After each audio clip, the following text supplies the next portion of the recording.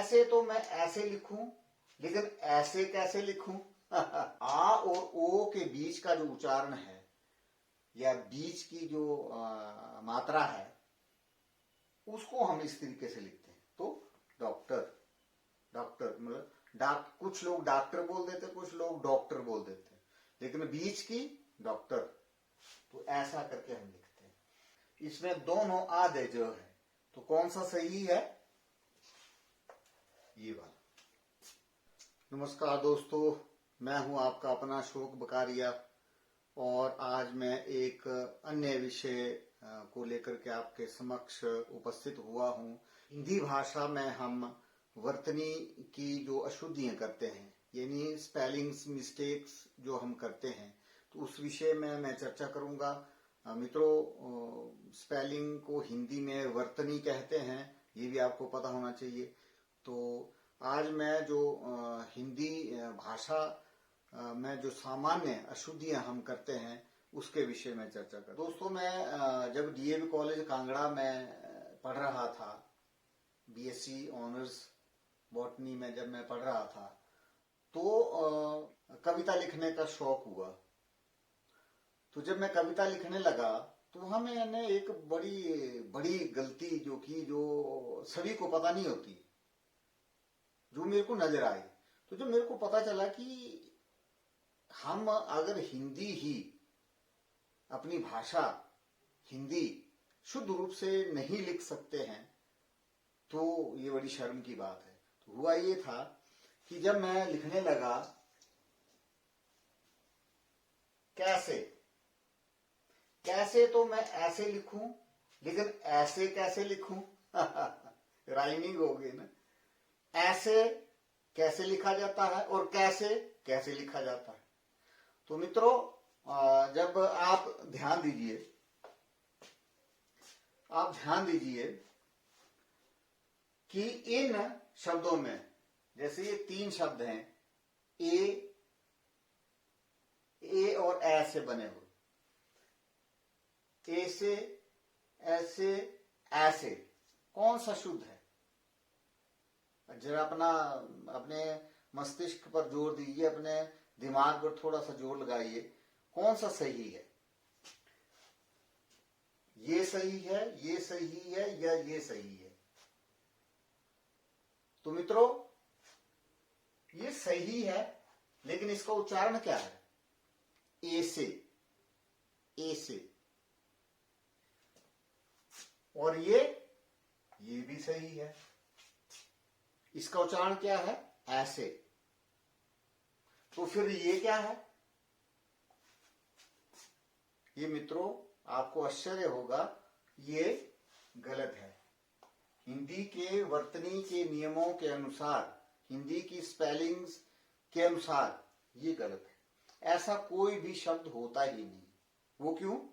वो इसलिए क्योंकि जो ए है, छोटी ए भी बोल देते हैं हम जिसको, ए, उसकी मात्रा ये, जो शिरो रेखा होती है, किसी भी शब्द के सिर के ऊपर की जो रेखा होती है, इसको शिरो रेखा कहते हैं, इसके ऊपर ये लगती है।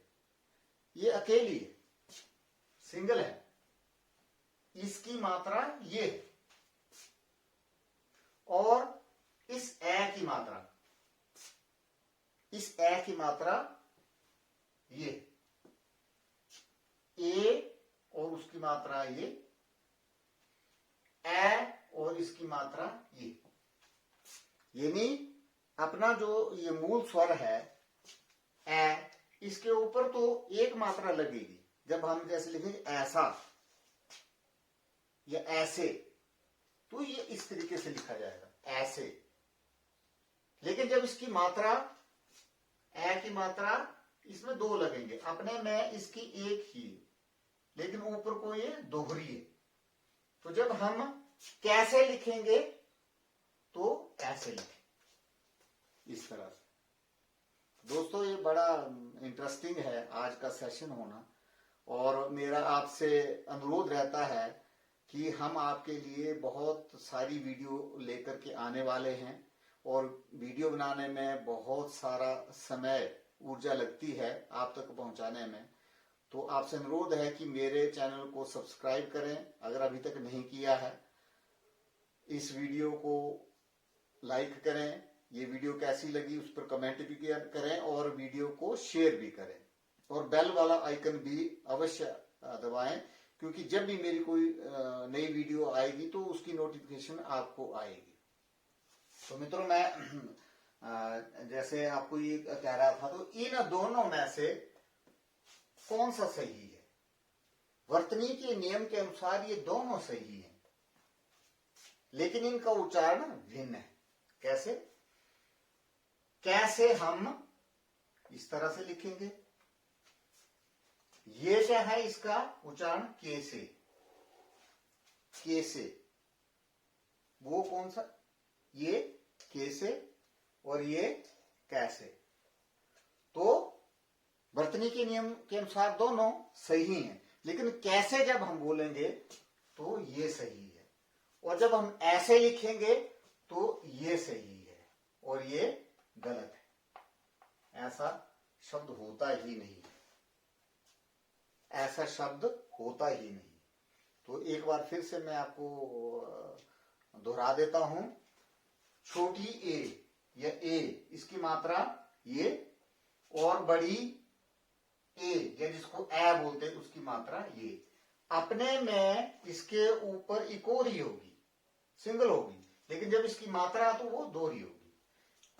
इस ए के ऊपर, छोटी ए के ऊपर कोई भी मात्रा नहीं होगी। जब हम लिखेंगे, जैसे एक लिखेंगे तो ऐसे लिखेंगे एक। मैं यहां आपको बताता हूं, अगर एक लिखेंगे जैसे हम एक, ये इस तरीके से। इसी प्रकार से मैं जो दूसरी सामान्य अशुद्धियां जो है, जो सामान्य हम गलतियां करते हैं, वो मैं अब चर्चा करूंगा।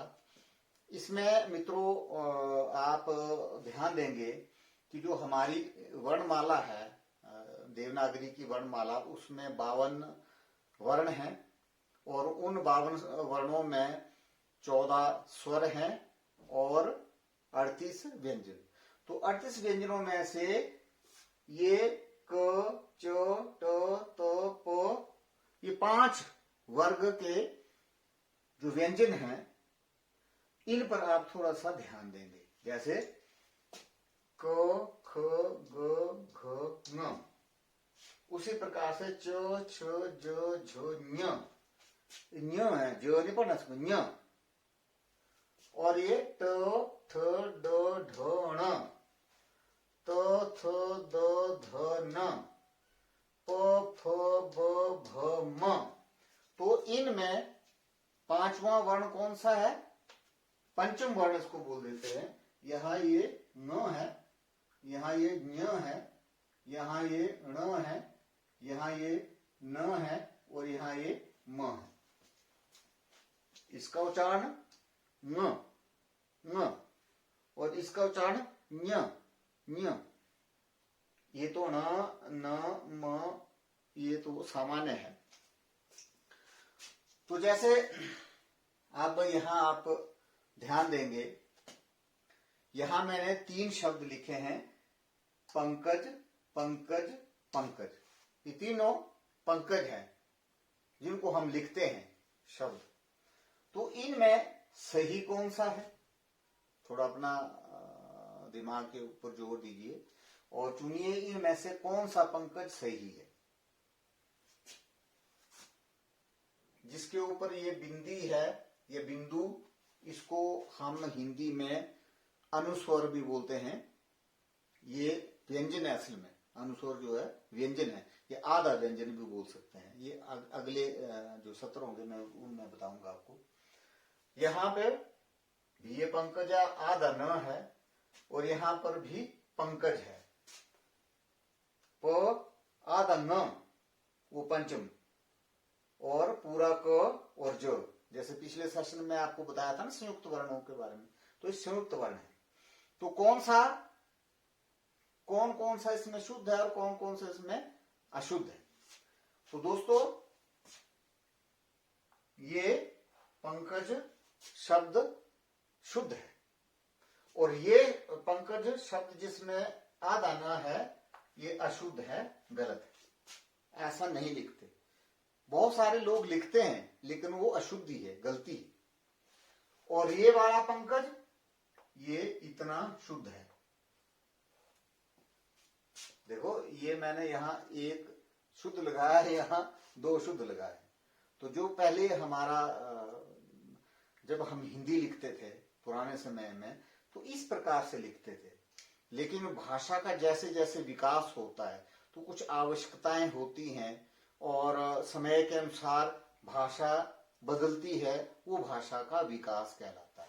तो अब इसको एक अनुस्वार के साथ यानी एक बिंदी के साथ भी हम स्वीकार कर लेते हैं, ये सही है, क्योंकि इसमें लिखना आसान है। यहाँ ये जो संयुक्त वर्ण होते हैं ये लिखना थोड़ा मुश्किल होते हैं, तो इसलिए हमने इसको भी मान्यता दे दी है, जिसके ऊपर एक बिंदु लगा है, अनुस्वर लगा है पंकज, और ये इतना सही है, ये इससे ज्यादा सही है, लेकिन हम लिखेंगे तो सही। लेकिन ये अशुद्ध है, इसको हम नहीं लिखेंगे जिसमें आधा ना है। तो क्या बाकी जो जिनमें आधा ना है वो गलत है, वो मैं आपको बताऊंगा। अब दूसरा इसमें शब्द आ गया, जैसे नंगा, ये भी नंगा, ये भी नंगा। तो कौन सा सही है? ये गलत है जिसमें आधा ना है, इसमें अनुस्वर लगा है, ये सही है। और ये न और ग का संयुक्त वर्ण है, ये इतना सही है। ये दोनों अब सही हैं, ये गलत है। इसमें अगर हम गंजा लिखना चाहें, ग के ऊपर अनुस्वर बिंदी, ग के आगे आधा न और जा गंजा, और ग आधा न्य जो न्य पंचम और ज। तो इसमें कौन से सही है?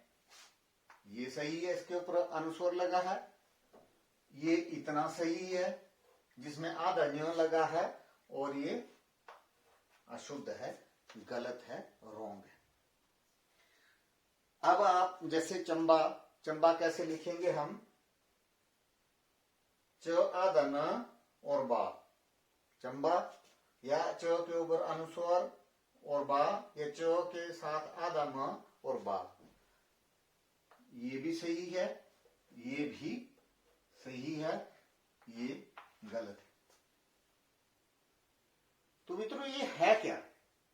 कैसे हम पता लगाएंगे कि ये सही है? क्योंकि हिंदी में रट्टा तो लगाया नहीं जा सकता, वैज्ञानिक भाषा है, देवनागरी लिपि जो है वैज्ञानिक है, तो उसमें सारी जो है वो नियम है, नियमों के अनुसार होता है।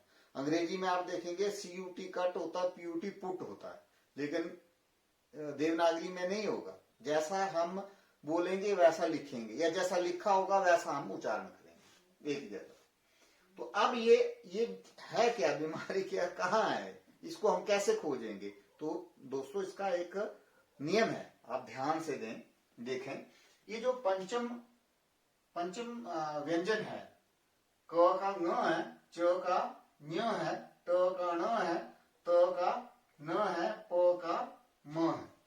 ये क वर्ग है, ये च वर्ग है, ये ट वर्ग है, ये त वर्ग है, और ये प वर्ग है। तो इनके जो पंचम व्यंजन है, पंचम वर्ण जो है, वो कब आएंगे? वो तब आएंगे जब कोई भी जो अक्षर है उसका हम ये वाला है जिसके साथ ये संयुक्त वर्ण है, ये जिसके ऊपर ये हम लिखते हैं, तो यह इसको ध्यान दो, इसके साथ पंचम आधा लगेगा। जैसे यहां ये पंकज मतलब न या अनुस्वर या आधा, ये जो हमारा पंचम है, इसमें जो ध्वनि आएगी न त म वो वाली, तो उसमें ये देखेंगे हम ये वाला कौन सा वर्ण है, किस वर्ग में आता है? ये किस में आता है? क में। ये क वर्ग में है ना, तो क का पंचम वर्ण कौन सा हुआ? पंचम व्यंजन कौन सा? ङ। तो ये देखो क के साथ आधा ङ, इसलिए ये सही है। या तो हम इसको पंचम वर्ण को जो है हम आधा लिख लें, या फिर हम अनुस्वर लगा दें, लेकिन न नहीं लगाएंगे। न लगेगा, न लगेगा, मैं आपको बताऊंगा कहां लगेगा, वो बताऊंगा मैं। जैसे दंत,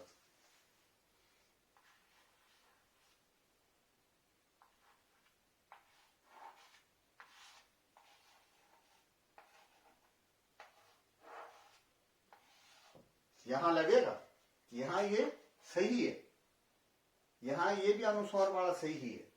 तो यहां आधा न लग गया, तो ये क्यों सही है? क्योंकि इस ये वाला वर्ण किस वर्ग का है? त वर्ग में।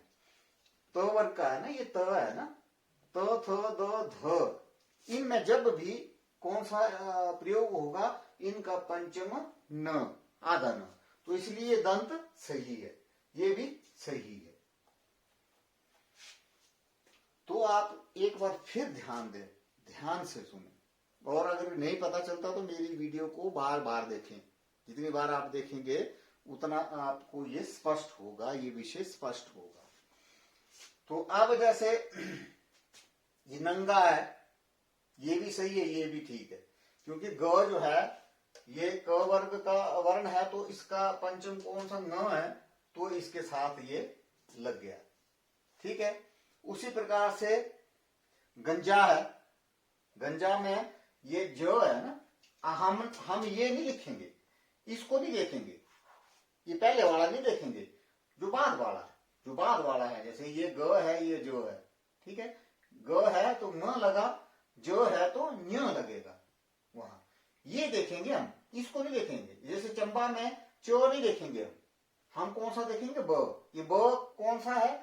प वर्ग का, ये प वर्ग का ये वर्ण है, और इसका पंचम कौन सा? म। इसलिए चंबा में जब भी हम ये आधा लिखेंगे तो म आएगा, न नहीं आएगा इसमें, ये ध्यान दे, ये वाला देखेंगे आप, ठीक है। तो अब गंजा में भी आप देखो, गंजा ये सही है, ये आधा न वाला गंजा सही नहीं है, जबकि दंत सही है, क्योंकि ये त जो है ये वाला आपने पिछला देखना, अगला नहीं देखना, द नहीं देखना। द में भी खैर ये उसी का त का ही है, जैसे दंद होगा तब भी सही होगा।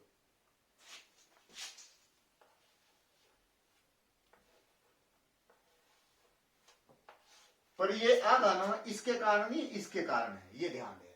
तो ये दंत जैसे आधा न आ गया ना, क्योंकि ये त वर्ग का है, त थ द ध, इस तरीके से। उसी प्रकार से झंडा, ये थोड़ा सा ध्यान देंगे आप, झंडा क्या ये सही है? ये सही है या ये सही है? ध्यान दे, थोड़ा सा जो अपने मन में सोचे, कौन सा सही है? ये सही है, ये सही है, या ये सही है? तो इसमें मित्रों मैं एक चीज ये कहूंगा, ये तो सही है ही है, इनमें से कौन सा है? झ के साथ आधा न्य है, क्योंकि झ कौन सा है? च वर्ग का सदस्य है, और इसका अंतिम कौन सा है? न्य। तो क्या ऐसा ही हुआ? नहीं, क्योंकि हमने पहले बोला है कि हमारे को ये पहले वाला वर्ण नहीं देखना, पहले वाला व्यंजन नहीं देखना है, हमारे को ये दूसरे वाला देखना है, दूसरे वाला। तो ये दूसरा कौन सा है? ड है ना, तो ड किस वर्ग का है? ट वर्ग का, ट ठ ड ढ ण। तो ड वर्ग का, ट वर्ग का पंचम वर्ण कौन सा है? ण। तो इसलिए झंडा ये सही है, ये झंडा गलत है। इसको आप कंफ्यूज ना करें कि झ है तो न्य आएगा, क्योंकि पहले वाले वर्ण को तो हम लेंगे ही नहीं, हमारे को कौन सा वर्ण लेना है? ये वाला, ये इसके जो अगला है, इस तरफ को, दाईं तरफ का। तो ये ड है, तो ड जो है वो ट वर्ग का सदस्य है, तो इसका पंचम वर्ण कौन सा है? ण, तो ये न है। उसी प्रकार से कंद, उसी प्रकार से कंद ऐसे लिखेंगे, ऐसे लिखेंगे या ऐसे लिखेंगे। तो कंद ये गलत है, क्योंकि यहां क्या है, ङ है ना, का पंचम वर्ण कौन सा ङ है, ये हमने आधा लगाया, लेकिन वो नहीं लगाना हमने, क्योंकि दूसरा वर्ण कौन सा है, द है ना, द देखेंगे हम, द देखेंगे तो द त वर्ग का है ना, इसका अंतिम कौन सा न है, तो ये आधा कौन सा हुआ, कौन सा हुआ, आधा न। तो ये कंद इस प्रकार से सही है, और अगर इसको अनुस्वार लगाते हैं तो ये सही है। इसी प्रकार से दंत ऐसे भी लिख सकते हैं, ऐसे भी लिख सकते हैं, दंद ऐसे भी लिख सकते हैं, गंदा इस प्रकार से, ग नहीं देखेंगे हम, इसमें द देखेंगे, द का, द कौन सा वर्ग का है, त का, तो इसका अंतिम कौन सा है, न। तो इस प्रकार से ये गंदा है। एक बार फिर मैं आपको रिमाइंड करता हूं कि मेरे चैनल को सब्सक्राइब करें। अभी ये सेशन खत्म नहीं हुआ, जुड़े रहिए, थोड़ा है, अभी ज्यादा लंबा नहीं है, थोड़ा सा और अशुद्धि है, मैं आपको बताऊंगा। लिखने में समय लगता है, तो जब मैं वीडियो रिकॉर्ड करूंगा तो उस वक्त अगर लिखूंगा तो समय की कमी रहती है, सभी के पास समय की कमी रहती है, जो व्यूअर्स हैं हमारे देखने वाले, तो वो फिर उतनी देर बोर हो जाते हैं, खास करके जो बच्चे हैं। तो इसलिए मैं क्या करता हूँ, पहले लिख लेता हूँ, उसके बाद वीडियो बनाता हूँ, तो ये समय भी बच जाता है और लिखने में भी मेरे को आसानी होती है। तो अब अगली थोड़ी जो अशुद्धियां हैं उनके विषय में मैं चर्चा करूंगा। यहाँ आप देखेंगे एक बिंदु, शिरोरेखा के ऊपर जो एक बिंदु, और ये चंद्र बिंदु, ये दो प्रकार के आप देखते हैं ना, देखते हैं लिखने में ना हिंदी में, तो इनमें क्या अंतर है, तो इसको अनुस्वार बोलते हैं, ये जो बिंदु है, और इसको चंद्र बिंदु को अनुनासिका कहते हैं। यानी असल में ये जो बिंदु है ये व्यंजन है, जैसे ये चंद, चंद को हम ऐसे भी लिख सकते, ऐसे भी लिख सकते। तो न का आया ना ये, न का, तो पिछले जो बोर्ड में पिछले उसमें मैं बताया आपको, जो आधे पंचम, जो पंचम अक्षर था हमारा, पंचम वर्ण था, तो उसके वो आधा या बिंदु हम लिख सकते थे। क्यों? क्योंकि पंचाक्षर जो है, पंचम वर्ण जो है क्या है, वो व्यंजन है, व्यंजन है। तो ये उसके स्थान पर भी लिखा जा सकता है, जब वो पंचमाक्षर जो है, वो पंचम व्यंजन जो है, जैसे ङ हुआ, ञ हुआ, न हुआ, अण हुआ, इस प्रकार से म हुआ, इस प्रकार से जो वो आधे हैं, तो वो आधे हैं तो वो व्यंजन है ना, इसलिए उसके साथ हम ये उसके स्थान पर हम ये भी लिख सकते हैं। तो अनुस्वार क्या हुआ, ये व्यंजन है, बिंदु के स्थान पर भी हम लिख सकते हैं। तो अनुनासिका क्या है, ये स्वर है, तो इसको हम चंद्र बिंदु भी बोलते हैं, जैसे चांद, हंस, इस प्रकार से लिखते हैं। तो इनके उच्चारण में क्या अंतर है, क्योंकि हिंदी भाषा जो है वैज्ञानिक भाषा इसलिए ही कही गई है, क्योंकि जैसा हम बोलते हैं वैसा हम लिखते हैं अधिकतर, कुछ एक्सेप्शंस हो सकती हैं कहीं, वो माना जा सकता है, लेकिन ओवरऑल जो है वो जैसा हम बोलते हैं वैसा लिखते हैं। तो इनके जो उच्चारण में क्या फर्क है, ये जो बिंदु है ये न है, और जो अनुनासिका मतलब नाक से, अनुनासिका का अर्थ ये नासिका से होता हुआ जो आता है, नाक से जो आवाज आएगी वो अनुनासिका होगी, वो स्वर है, चंद्र बिंदु इसका उदाहरण है, और जो हमारे मुंह से निकलेगी वो अनुस्वार है, बिंदु है। तो इतना सा थोड़ा सा आप स्वयं भी प्रैक्टिस करें तो आपको लग जाएगा पता। चांद नाक से आया ना, चंद मुंह से है, तो इतना फर्क है। ये हंस ऐसे लिखेंगे या ऐसे, कौन सा शुद्ध है?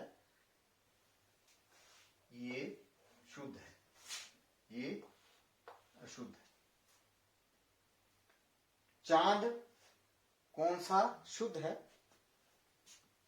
ये शुद्ध है, क्योंकि ये इसके ऊपर चंद्र बिंदु है, अनुनासिका लगी है, नाक से इसकी आवाज आएगी। और ये अशुद्ध है, ये भी अशुद्ध है, क्योंकि ये अनुनासिका है, ये स्वर है, ये व्यंजन नहीं है।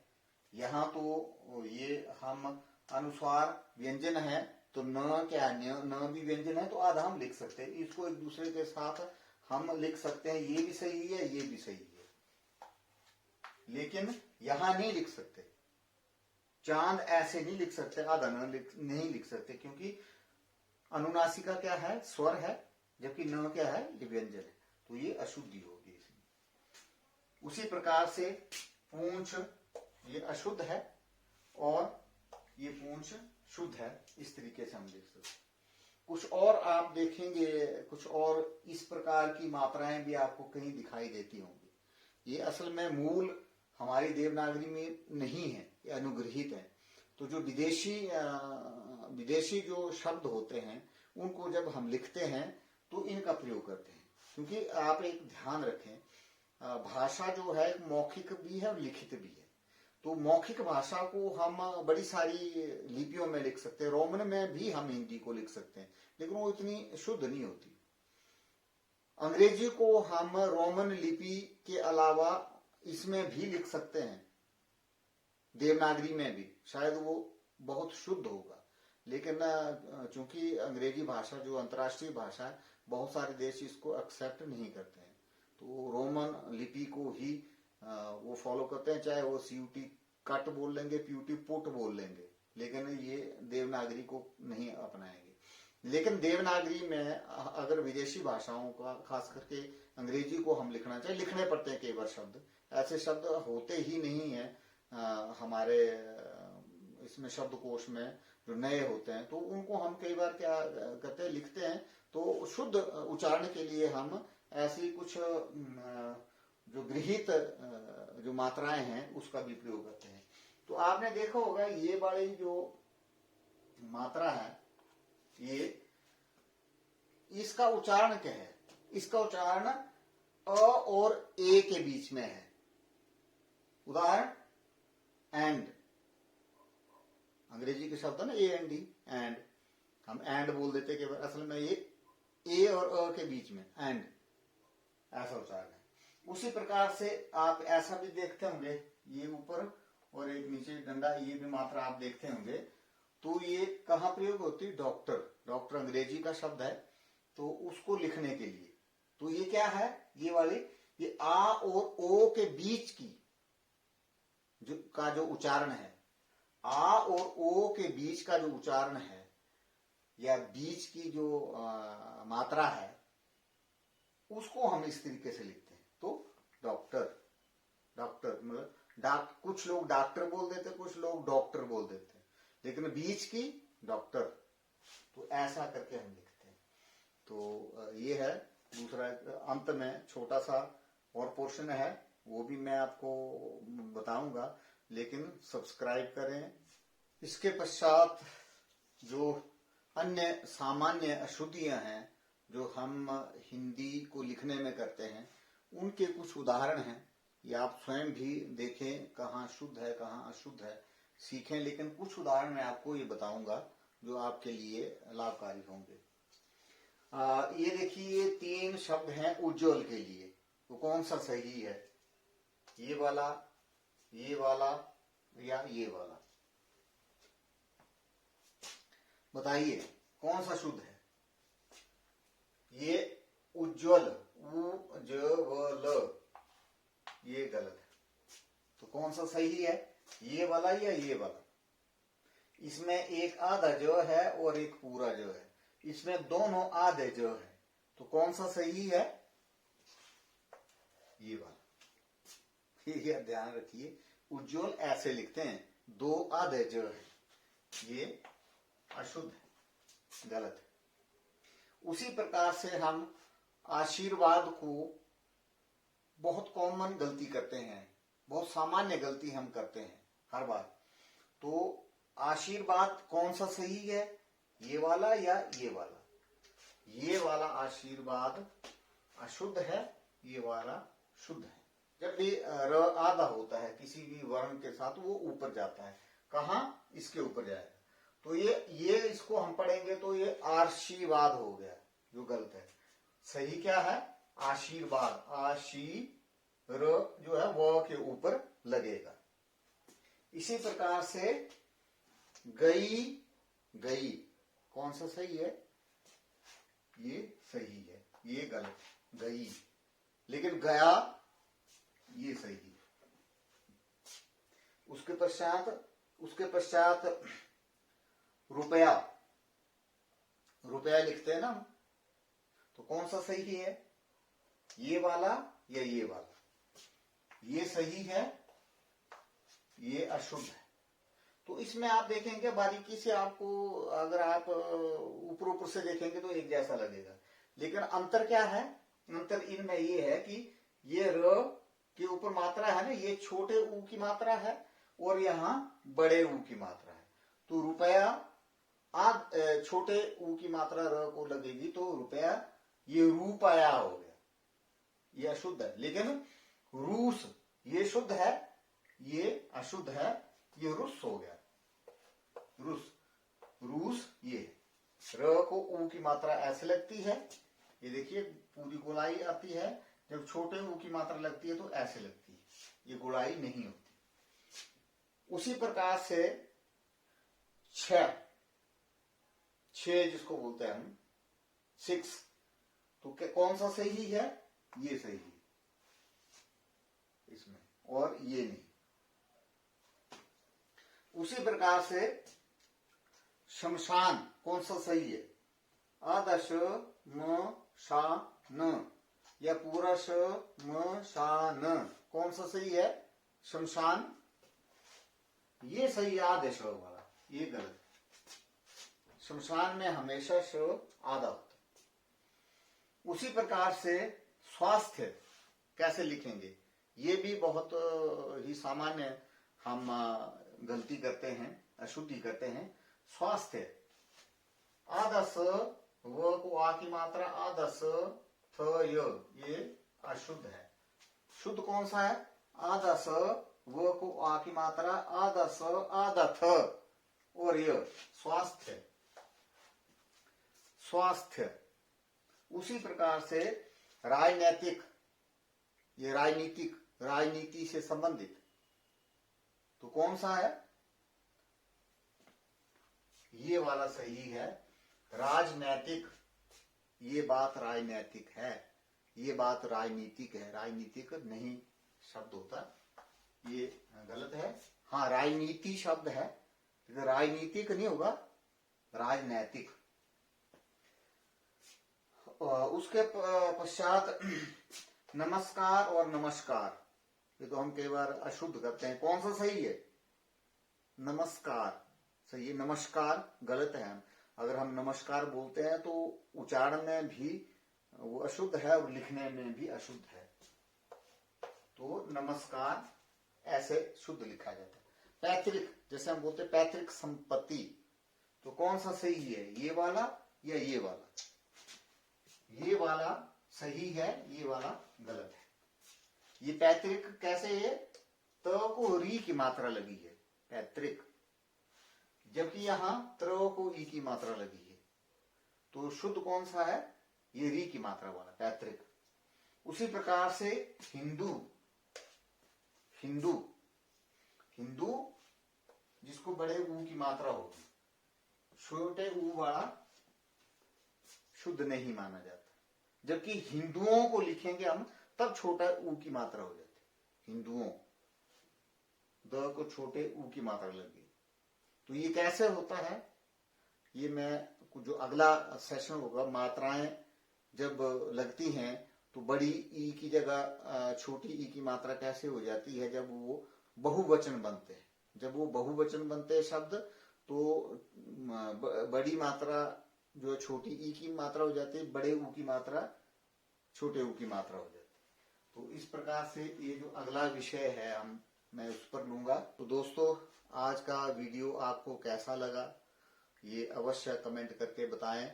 चैनल भी सब्सक्राइब करें, लाइक भी करें वीडियो को अगर अच्छी लगी है, और शेयर भी करें और बेल आइकन भी दबाएं, ताकि अगला वीडियो जब भी हम बनाएं तो आप तक उसकी नोटिफिकेशन पहुंच सके। और हमारा हौसला बढ़ाने के लिए, हमें ऊर्जा प्रदान करने के लिए लाइक अवश्य करें और सब्सक्राइब अवश्य करें।